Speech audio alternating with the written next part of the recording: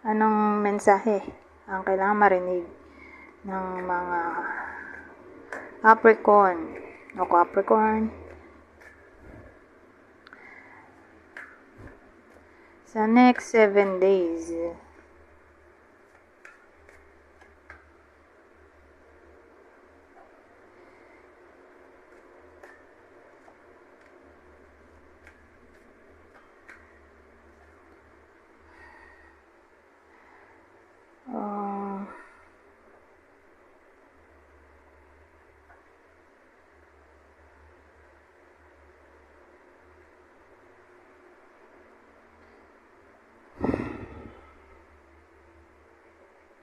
So, magsimula na tayo.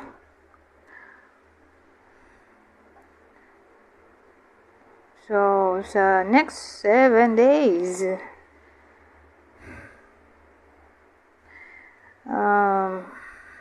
naisip ko, kung literal na travel ba to, traveling, o journey lang, papuntang wisdom.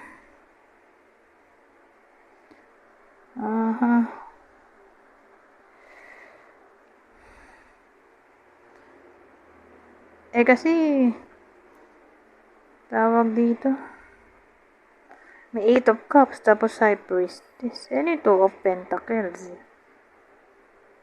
Tapos 5 of Pentacles.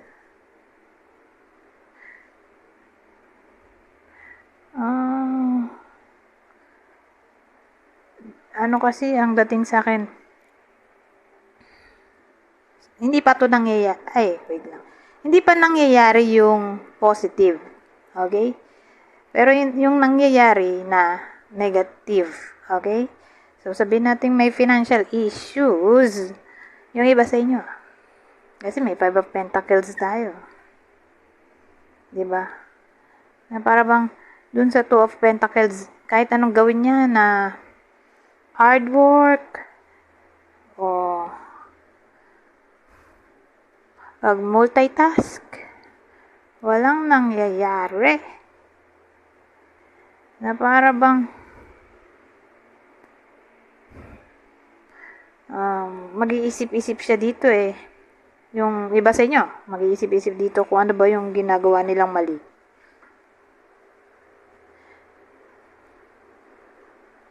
Tapos kung ano yung sa tingin nila ay mali, yun yung iiwan nila sa past.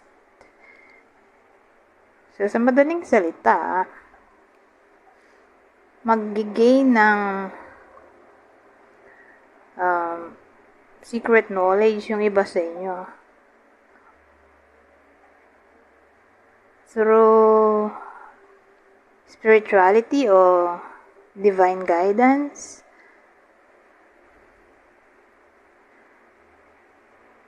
Well, actually, pwede rin namang awareness tong High Priestess. So, yun nga, magiging aware siya sa mga maling ginagawa niya at iiwan niya yon. Doon papasok yung 8 of Cups. So, sa period ng 72 hours, may contemplation na maaaring mangyari dito. Para sa iba sa inyo, sa topic ng money o career.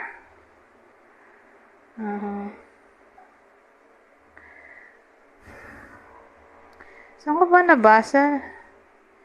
Clarity rin ba itong High Priestess? Hindi ako sure.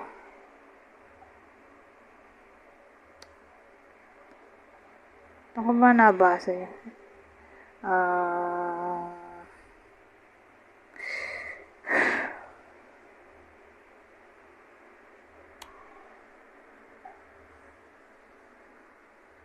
Hindi ako sure. Kaya, i-disregard na natin yan. Clarity na yan.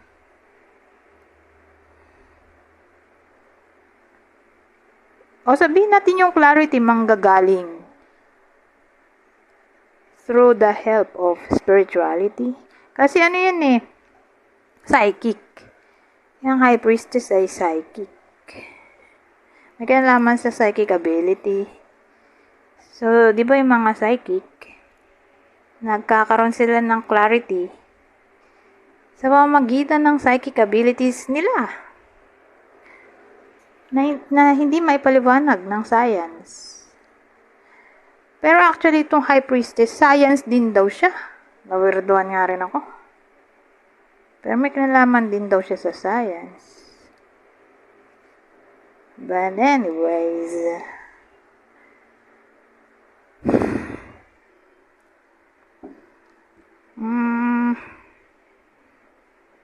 contemplation. So, punta na nga tayo dito.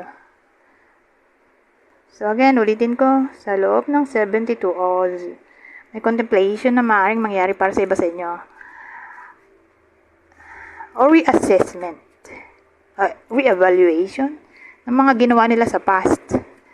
Kasi, tawag dito, patuloy sila sa hard work nila kasi continuous. Kaya nga may infinite doon. Continuous juggling. Di continuous yung multitasking, yung effort, busy lagi. Na para bang lahat ng effort baliwala dito sa Five of Pentacles. Loss nga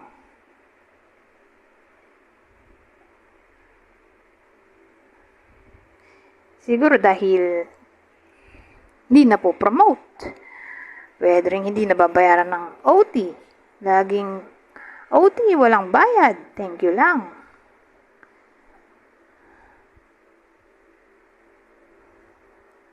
May concern pala dun, na para bang sasayang lang ng panahon yung iba sa inyo dun sa work nila. So, ewan ko kung sino makaka-relate dito. Pero parang di sila masaya sa work nila. Siguro dahil maliit ang sweldo. O matagal ang promotion. O wala talagang promotion. Walang bayad ang OD. Yan, ganyan. Parang walang benefits. Wala masyadong benefits.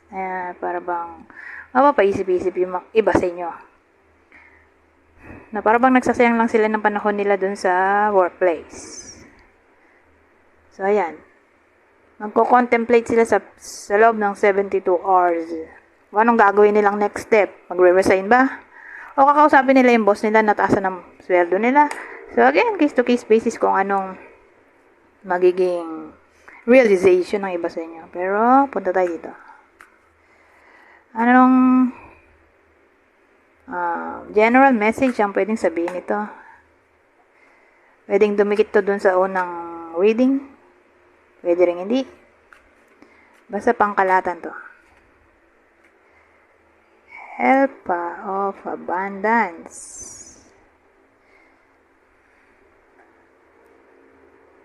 So, wala ba'y gaganda to? I-edit ko na lang. Ayaw luminaw Help of abundance. Although you have a lot to do, it's important that you get organized. First, once planning is complete, you can roll up your sleeves and get to work.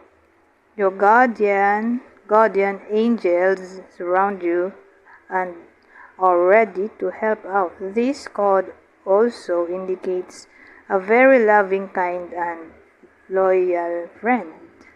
Someone with a big heart, a quick wit, and endless patience. That person could be. Ano kasi yan? Knight of Pentacles. So, organized na tao. Slowest night. Pero maganda, slowly but surely. Priority, stability. Wala siya paki kung kailangan niyang dumaan sa ladder. Di ba, step by step yung ladder. Hindi siya madugas na para bang tatalon siya agad sa pinakaunang baitang. Willing siyang mag-effort para makarating sa taas, sa tuktok ng tagumpay. May pina-follow siyang routine. Ano ba to? Page of Pentacles.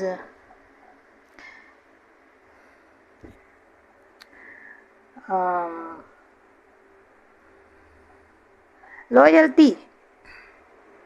Na-prioritize niya ang security, loyalty, at stability. Yun din ang ino-offer niya actually. Seryoso siya.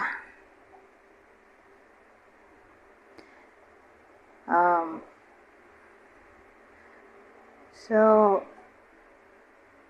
medyo stubborn kasi may step by step siyang sinusunod. Nahulog yung tablet. Ano nga ba yung sinasabi mo? Kalimutan ko dun.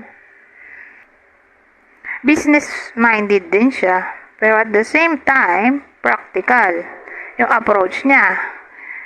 So, tulad nga ng sinabi ko kanina, may steady approach siya. Patient din. Saka,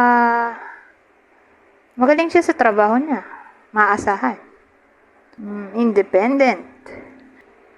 Responsible. Hardworking. Magaling. In short. So, sa madaling salita, ganun yung energy. Magiging energy ng iba sa inyo. Priority ang security, stability, at loyalty. Pero tingin ko yung mga sinabi kong yon hindi makuha-kuhan ng iba sa inyo dun sa current work nila. Kaya nga, hinahanap nila yon sa iba. Kasi dun sila sasaya. Yung kumbaga, gusto nilang magbunga yung investment nila. Kahit sino naman, di ba? Pero, ang gusto nila kasing mangyari, nakikita din nila yung progress ng ginagawa nila na para bang kung di nila makita na may progress, nawawalan sila ng gana. Mag-work, para bang nawawalan sila ng direction. Gusto nila yung may may rules and regulations na pina-follow or routine. Kaya nga sabi dito, organized first. May organization na gusto nila organized. Methodical kasi sila Knight of Pentacles. Nire-represent ang lahat ng earth signs. Taurus, Virgo, Capricorn. Ngayon, pwede rin namang ganito. Baka makakilala yung iba sa inyo ng newfound friend. At sila ay isa sa earth signs. Taurus, Virgo, Capricorn. O yung mga katangian ng mga yon. Baka ma-embody ng iba sa inyo. Anyways, magiging somewhat logical yung iba sa inyo dito. Sabi nga, big heart, quick wit, and endless patience. Either magiging kayo to sa loob ng 72 hours o ito yung pwedeng ma-encounter ng iba sa inyo na tao na pwede mag-embody ng mga to sa next 72 hours. Anyways, hanggang dito na lang. Goodbye po. Now,